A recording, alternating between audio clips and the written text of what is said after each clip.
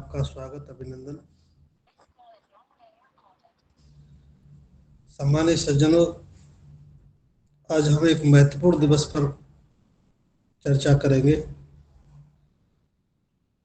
कल पूरा भारत गणतंत्र दिवस को एक उत्सव के रूप में मनाएगा और किसी भी देश के लिए बड़ी गौरव और गरिमा की बात है जो वो अपना इस महत्वपूर्ण पर्व को बड़े मान और सम्मान के लिए सेलिब्रेट करेंगे। यूं तो पूरी दुनिया में बहुत सारे देश हैं जो पराधीन रहे हैं और फिर अब स्वतंत्र भी हैं, और स्वतंत्रता के बाद अपनी शासन व्यवस्था को स्थापित करने के बाद जो लोग इन उत्सवों को मना रहे हैं, निश्चित रूप से ये क्षण बड़ा सम्मानजनक है, बड़ा गौरवशाली है। उसी दृष्टि से कल भारतवर्ष भी पूरे उल्लास के साथ, पूरे सम्मान के साथ गणतंत्र दिवस मनाएगा और बीआरसी गणतंत्र दिवस की पूर्व संध्या पर एक महत्वपूर्ण विषय पर चर्चा करेगी, जिसमें विषय है वंचितों के लिए गणतंत्र के 75 यानी 76 वर्ष।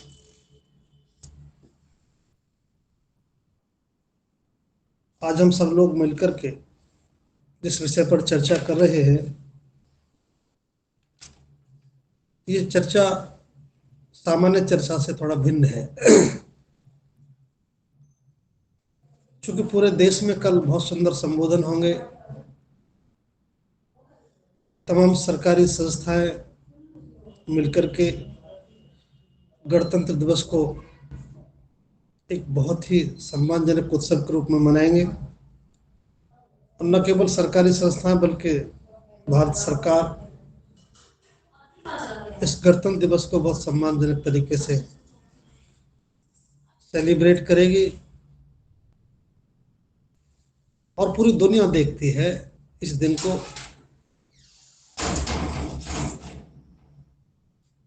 इस पर दो तरीके से लोग अपनी बात रखेंगे। एक तो वो लोग होंगे जो कल गणतंत्र दिवस को एक सरकारी दायित्व के रूप में सेलिब्रेट करेंगे, यानी उनके लिए बाध्यता है, अनिवार्यता है, उनको ये सेलिब्रेट करना है। और एक वो लोग होंगे जो इस दिन को बहुत महत्वपूर्ण मानकर, स्वयं का दायित्व मानकर, मन की खुशी के साथ सेलिब्रेट करेंगे। उन्हें इस बात की अनुभूति है कि आज के दिन हमारे देश में स्वाधीनता के बाद अपना कानून बना और कानून के तहत देश पूरी तरह से गणतंत्र हुआ और एक नए जीवन में प्रवेश किया। सभी प्रकार के लोग जो इस दिन को कल सेलिब्रेट करेंगे, उनके मन में बड़ा सुंदर भाव रहेगा, इसमें कोई शक नहीं है। और एक प्रत्येक देश के लिए बहुत जरूरी भी है। ऐसा नहीं है कि केवल भारत ही अपनी स्वाधीनता के बाद इस तरह के पर्वों को मनाता है, बल्कि वो सभी देश दुनिया में जो कहीं ना कहीं परतंत्र रहे हैं और किसी की पराधीनता से मुक्त होने के बाद जब उन्होंने अपनी शासन व्यवस्था सुनिश्चित की, उसके बाद वो नए सिरे से देश को संचालित करने का अवसर मिला, तो वो पर्व के रूप में मनाना उन सबके लिए गौरव की बात है। तो आइए सामान्य सज्जनों, गणतंत्र दिवस पर हम बीआरसी की तरफ से एक महत्वपूर्ण चर्चा आपसे कर रहे हैं। पहले तो आप सभी देशवासियों को गणतंत्र दिवस की पूर्व संध्या पर हार्दिक मंगल कामनाएं। आप सभी को बहुत बहुत बधाई। और उन तमाम महापुरुषों को, तमाम लोगों को जिन्होंने अपने त्याग से, अपने योगदान से, अपने बलिदान से इस देश को सुंदर अवसर दिया कि हम सब लोग मिलकर के गणतंत्र दिवस के रूप में मना रहे हैं। हम उनको नमन करते हैं, उनको याद करते हैं, उन्हें श्रद्धांजलि अर्पित करते हैं। यहाँ तक जो लंबा सफर तय हुआ है, 75 वर्ष का जो समय है, ये बहुत बड़ी यात्रा है। यहाँ तक पहुँचने में अनंत लोगों का योगदान रहा है। उन सब के योगदान से आज हम देशवासी एक सुंदर राष्ट्रीय पर्व को बहुत सम्मान के साथ मनाएंगे। इसलिए आप सबको बहुत बधाई, बहुत बहुत मंगल कामनाएं। निश्चित रूप से बहुत बुद्धिजीवी लोग इस पर विचार करेंगे और कल अपना वक्तव्य रखेंगे। पूरे देश में इस पर बहुत सुंदर चर्चा होगी। वैचारिक रूप से गणतंत्र जो दिवस है, ये एक बहुत पुरानी परंपरा है। गणतंत्र का जो शाब्दिक अर्थ है,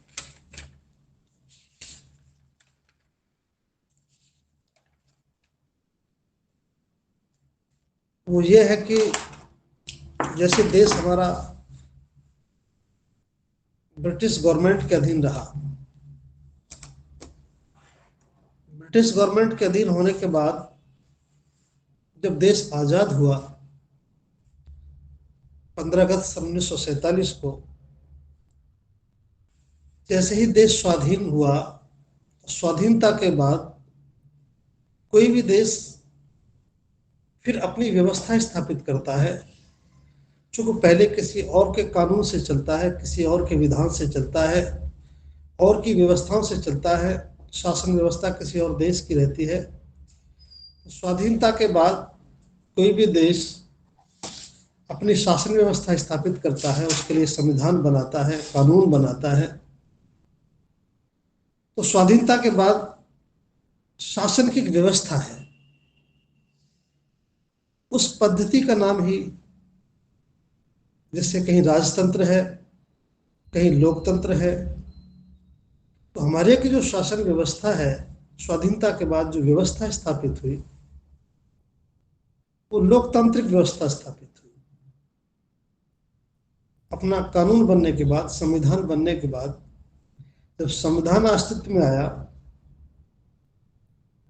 तो लोकतांत्रिक व्यवस्था अपने यहाँ स्थापित हुई।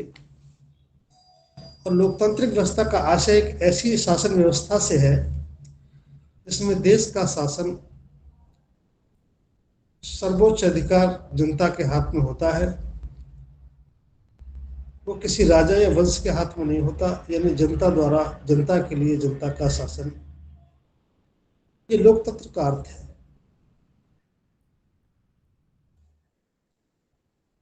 दूसरा, जब हमारा देश लोकतंत्र हुआ, जिसका मतलब आपके सामने निश्चित रूप से आदरणीय डॉक्टर साहब ने रखा। जब भी लोकतंत्र शब्द हमारे बीच में आता है, तो उसका ये अर्थ, हमारे एक अनुभूति हमें होती है, तो देश का कोई एक प्रमुख, जैसे राष्ट्रपति है, राष्ट्राध्यक्ष होता है, सभी नागरिक कानून के दायरे में बराबर होते हैं, किसी पद या अधिकार या वंश का व्यक्ति नहीं होता, यानी जनता द्वारा चुने हुए प्रतिनिधि ही होते हैं। एक बहुत सुंदर सी अवधारणा हमारे मन में आती है जब भी लोकतंत्र की बात होती है।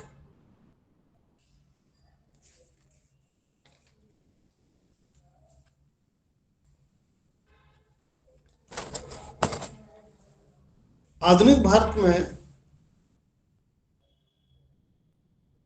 लोकतंत्र पर सभी लोग अपनी बात करेंगे, अपना विचार विमर्श करेंगे, लेकिन मैं दो तीन बात जो महत्वपूर्ण आपके बीच में रखना चाह रहा हूं। बाबा साहब डॉक्टर अम्बेडकर, जो हमारे मार्गदर्शक हैं, हमारे उद्धारकर्ता है, सही मायने में लोकतंत्र की नींव रखने वाले एक महापुरुष। और ये पूरी की पूरी जो आज 75 वर्ष की यात्रा है, ये केवल सरकारी संस्थाओं की यात्रा नहीं है, बल्कि एक ऐसे समाज की भी बहुत बड़ी यात्रा है जो बहुत लंबे अरसे से हाशिए पर रहा, और उसे पहली बार 26 जनवरी 1950 को गणतंत्र होने पर देश का नागरिक होने का अवसर मिला। एक ऐसे समाज की भी लंबी ये यात्रा है।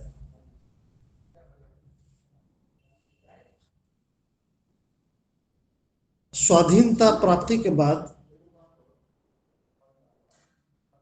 चूंकि दूसरा एक साम्राज्य हमारे देश में था, उससे देश के लोग मुक्त हुए, देश की पराधीनता समाप्त हुई और देश को एक बहुत बड़ा अवसर मिला। और उसके बाद जो कुछ आप देख रहे हैं, ये स्वतंत्र भारत का दृश्य है। इसमें बहुत बड़ी तरक्की हुई, ये आपके सामने है। लेकिन जो महत्वपूर्ण बात है वो ये है कि गणतंत्र दिवस पर जो संविधान अस्तित्व में आया, देश स्वाधीनता होने के बाद गणतंत्र बना, गणतंत्र होने के बाद दो लोगों को अवसर मिले। एक तो वो अवसर जो ब्रिटिश गवर्नमेंट के साम्राज्य से भारत देश मुक्त हुआ, भारत के साधन संसाधन मुक्त हुए, भारत का धन धरती मुक्त हुआ। यानी लगभग 200 से 250 वर्ष की अवधि का जो साम्राज्य था, उसका अंत हुआ और वो लोग सभी ब्रिटिश साम्राज्य से मुक्त हुए। निश्चित रूप से किसी भी देश के लिए बहुत सम्मान की बात है। लेकिन एक बहुत बड़ी बात यह है कि ये एक उत्सव है 200-250 साल की उस दास्ता से मुक्ति का, जो अंग्रेजों के द्वारा किसी देश के साधन और संसाधनों को परतंत्र किया गया। लेकिन एक बहुत बड़ी समस्या जो हमारे देश में है, यह एक ऐसी भी दास्ता रही है जो हजारों साल से,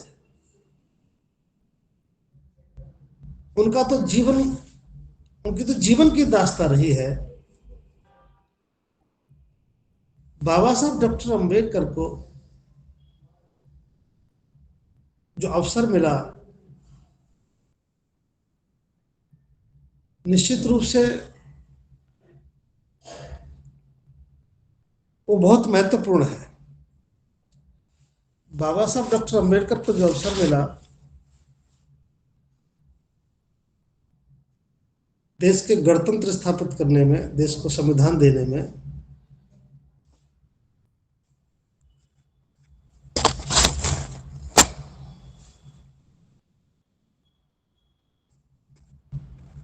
सामान्य सज्जनों आप बात सुन रहे हो, थोड़ा डिस्टर्ब होगी, दिक्कत आ गई है जी। आज की जो सबसे बड़ी दिक्कत जो हम आपके सामने रखने जा रहे हैं वो ये है, इसमें कोई संदेह नहीं कि देश आजाद हुआ और आजाद होने के बाद लोकतांत्रिक पद्धति विकसित हुई और पूरा भारत आज बाबा साहब डॉक्टर अम्बेडकर द्वारा बनाए गए संविधान से बहुत ठीक भली भांति काम कर रहा है। लेकिन जिस मकसद के लिए बाबा साहब डॉक्टर अम्बेडकर ने पूरी मेहनत करने के बाद संविधान में जो बहुत महत्वपूर्ण अधिकार दिए, एक बहुत बड़े समाज को मुक्ति का एक मार्ग दिया, उन सबके साथ जो आज 76 वर्ष बीते हैं, संविधान को अस्तित्व में आने के बाद आज जो हम गणतंत्र दिवस कल मनाने जा रहे हैं, उसका एक अवलोकन हमें करना है। एक तबका जो मामूली तबका था, जो केवल धन धरती और संसाधनों से केवल दास्ता की दृष्टि से परतंत्र था, लेकिन उसका जीवन बिल्कुल स्वतंत्र था। उसके जीवन पर कोई प्रभाव नहीं था। उसके जो संस्थान थे, उसके जो साधन संसाधन थे, ये केवल परतंत्रता की दृष्टि से थे। लेकिन एक बहुत बड़ा तबका जो हजारों साल की दास्ता में यहाँ परेशान था, उसकी मुक्ति के लिए जो काम किया गया वो ज्यादा महत्वपूर्ण था। तो बाबा साहब डॉक्टर अम्बेडकर ने जिस मकसद से संविधान लिख करके एक बहुत बड़े तबके के जीवन को बचाने के लिए जो काम किया, जिम्मेदारी थी, आज हमें उसका मूल्यांकन करना चाहिए। आज हम देख पा रहे हैं, भले ही कल पूरा देश गणतंत्र दिवस को पूरे उत्साह के साथ मनाएगा, पूरे पूरे हर्षोल्लास के साथ मनाएगा, लोग देश की उन्नति की बात करेंगे, लोग देश की उपलब्धि की बात करेंगे, निश्चित रूप से करनी चाहिए। लेकिन एक तरफ जो बहुत महत्वपूर्ण बात है, बाबा साहब डॉक्टर अम्बेडकर ही नहीं बल्कि तमाम उन लोगों ने जिन्होंने लोकतंत्र की स्थापना करने में अपना सब कुछ पूरा संघर्ष किया, योगदान दिया, उनका जो बहुत बड़ा मकसद था, उनका मकसद था देश में समता हो, बंधुता हो, न्याय हो, भाईचारा हो। एक बड़े मकसद के लिए काम किया गया। अगर किसी साम्राज्य से हमें मुक्ति पाकर एक अवसर मिला, तो हम सबकी ड्यूटी थी, हम सबकी जिम्मेदारी थी कि जो एक दस्तावेज हमारा बना है, वो किसी धर्म के लिए नहीं था, किसी जाति के लिए नहीं था, किसी व्यक्ति विशेष के लिए नहीं था, बल्कि भारत के तमाम उन नागरिकों के लिए था जिनके लिए बहुत महत्वपूर्ण। मैं दो तीन बातें पढ़कर आपको बता रहा हूं। देखिए, बाबा साहब डॉक्टर अम्बेडकर के शब्दों में ही है। बाबा साहब अम्बेडकर ने जैसे लिखा कि भाई भारत के संविधान में समता है, बंधुता है, न्याय है। अभी सबके लिए थी, लेकिन आप देख रहे हैं कि जब समता है, बंधुता है, न्याय का दस्तावेज होने के बाद आज आप देख सकते हैं कि हम लगभग 75वें गणतंत्र दिवस में प्रवेश कर रहे हैं। यहाँ पूरी तरह आज भी देश में छुआछूत, भेदभाव आप पूरी तरह देख सकते हैं। दूसरा, गणतंत्र की स्थापना में जो हमारा संविधान है, उसके अनुसार पूरे समाज के लिए, पूरे देश के नागरिकों के लिए समान अनिवार्य निःशुल्क शिक्षा बाबा साहब डॉक्टर अम्बेडकर ने स्थापित की। लेकिन आप देख सकते हैं कि बाबा साहब अम्बेडकर के द्वारा प्रदत्त इन अधिकारों के बाद आज पूरे देश में द्वितीय दर्जे की शिक्षा हो गई। गरीबों के लिए अलग शिक्षा, अमीरों के लिए दूसरी शिक्षा। आज गणतंत्र दिवस का जो सबसे बड़ा दस्तावेज भारत का संविधान है, वो सबके लिए भागीदारी के लिए तैयार किया गया। लेकिन आज हम 75वें साल में आने के बाद देख रहे हैं कि एक बहुत बड़ा तबका अभाव से जूझ रहा है, उसकी भागीदारी शून्य की तरफ है। दूसरी तरफ सामाजिक सुरक्षा का एक दस्तावेज है हमारा संविधान। आप देख सकते हैं कि आज भले हमें गणतंत्र दिवस मना रहे हैं पूरी रौनक के साथ, लेकिन आज भी दुराचार की, हताशा की, जातीय उत्पीड़न की, इस सारी की सारी घटनाएं आज बिल्कुल वो है जिनमें सामाजिक पूरा असुरक्षा का भाव है। मैं इसलिए बात आपके सामने बताना उचित समझ रहा हूं। जहां एक तरफ सब लोग मिलकर के गणतंत्र दिवस पर हम संविधान की चर्चा करेंगे, कानून की चर्चा करेंगे, उन्नति की चर्चा करेंगे, लेकिन लगता है कि आज एक बहुत बड़ा तबका संविधान के अधिकारों से, देश की भावना से, देश की मुख्य धारा से बड़े पैमाने पर वंचित है। दूसरा जो बहुत महत्वपूर्ण बात है, अभी जो गणतंत्र दिवस पर जो सारे के सारे लोग, एक छोटी सी कहानी आपको सुना रहा हूं। पिछले गणतंत्र दिवस पर लगभग 4 वर्ष या 5 वर्ष पहले बाबा साहब डॉक्टर अम्बेडकर की एक झांकी निकाली गई, और उस झांकी में बाबा साहब अम्बेडकर खड़े थे, भारत का संविधान उनके साथ रखा था, और वो राजपथ पर झांकी चल रही थी। सारे देश ने उसकी काफी प्रशंसा की कि सरकार ने कितनी सुंदर झांकी निकाली है। लेकिन सामान्य सज्जनों, अगर गंभीरता से हम देखें तो मुझे आज भी ऐसा लगता है, गणतंत्र दिवस पर जब भी बाबा साहब डॉक्टर अम्बेडकर या संविधान का कोई दस्तावेज प्रदर्शित किया जाता है, तो ऐसा लगता है कि वो कोई जुलूस निकाला जा रहा हो और एक चुनौती दी जा रही है। लो भाई, बाबा साहब डॉक्टर अम्बेडकर इस संविधान के अस्तित्व में आ जाने के बाद भी न तो शिक्षा में कोई समानता दिखाई दी, न कोई जुल्म जाति में कमी हुई, न जाति उत्पीड़न में कोई कमी हुई, न दुराचार में कोई कमी हुई, न भेदभाव में कोई कमी हुई। बिल्कुल ऐसा लगता है कि संविधान को चुनौती दे रहे हो, बाबा साहब डॉक्टर अम्बेडकर को चुनौती दे रहे हो। एक तरफ हमारा गणतंत्र दिवस मनाया जाता रहे, हम भूरी भूरी प्रशंसा करते रहे, एक तरफ एक बहुत बड़ा तबका जो इस देश का नागरिक है, इस देश का बहुत बड़ा हिस्सा है, उसके साथ बहुत बड़ा अन्याय होता रहे। आप देख सकते हैं अभी भी, जहां कल कल जब राजपथ पर बहुत सुंदर सुंदर झांकियां निकलेंगी, बहुत सुंदर चकाचौंध लोकतंत्र की होगी, उसी के साथ जैसे ही हम लोकतंत्र के बहुत सुंदर तरीके से प्रस्तुतिकरण करेंगे, लेकिन आप देख सकते हैं कि जैसे दिल्ली के राजपथ पर गणतंत्र की मर्यादा के साथ जो कार्यक्रम होंगे, कुछ ही दिनों बाद, एक दिन के बाद, 2 दिन के बाद, 4 दिन के बाद फिर खबरें छपने लगती हैं। एक तरफ जहां हम अपने विकास की गाथा गाएंगे, तो आप उधर देखेंगे कि गरीब समाज जब राशन के लिए, भोजन के लिए, छोटी छोटी जीवन की जरूरतों के लिए एक बहुत बड़ी पंक्ति में लाइन में लगाकर खड़ा होता है, तो लगता ही नहीं कि हम एक साधन संपन्न देश में हैं, समता बंधुता वाले देश में हैं। आप देखेंगे एक तरफ हम गणतंत्र दिवस पर खूब अच्छे से बातें करेंगे, लेकिन जब देखेंगे दूसरी तरफ भूख से मरने वालों की खबर छपेगी, सोशल मीडिया पर मरते हुए लोग दिखाए जाएंगे, दोबारा फिर खबर छपेगी कि फला जगह अमुक समाज के बहन बेटियों के साथ दुराचार हुआ, और सोशल मीडिया की सुर्खियों में रहेगा। फिर खबर छपेगी, एक तरफ गरीबों के बच्चों की शिक्षा, एक तरफ दूसरे बच्चों की शिक्षा, एक तरफ कॉन्वेंट स्कूल जाते हुए बच्चे, एक तरफ उसी देश में दाल दलिया की तरफ जाते हुए बच्चे। और तो और आप देखिए, हम व्यवहारिक रूप से जो देख रहे हैं आज, एक तरफ सेठ है, साहूकार है, जमींदार है, कारोबारी है, धनधरती वाले हैं, वो ऐसा लगता है कि जैसे देश की संपत्ति के मालिक यही हैं।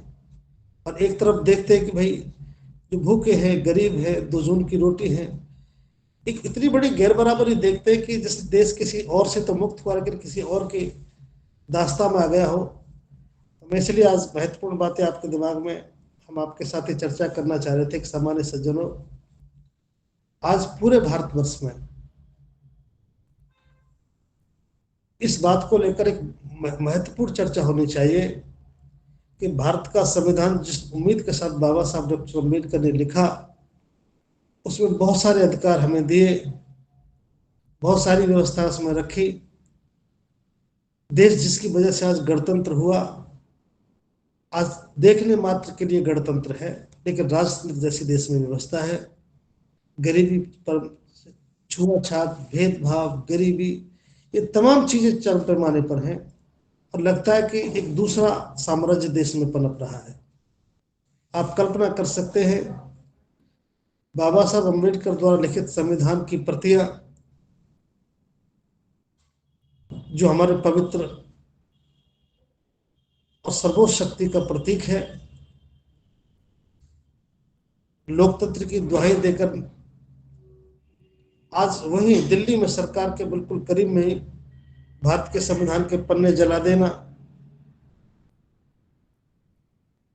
ऐसा लगता है कि देश में लोकतंत्र न होकर राजतंत्र जैसी व्यवस्था है। मैं एक बात ये बताते हुए कि सम्मानित सज्जनों, ये सारी समस्या जो मैंने आपके सामने रखी है, हम ऐसी उम्मीद करते थे, हम सभी लोग ये सोचते थे कि जब देश में संविधान अस्तित्व में आ जाएगा, तो इस समस्याओं का निदान आने वाली सरकार और संविधान के द्वारा होगा। लेकिन आज निश्चित रूप से ये सब घटनाएं देख करके,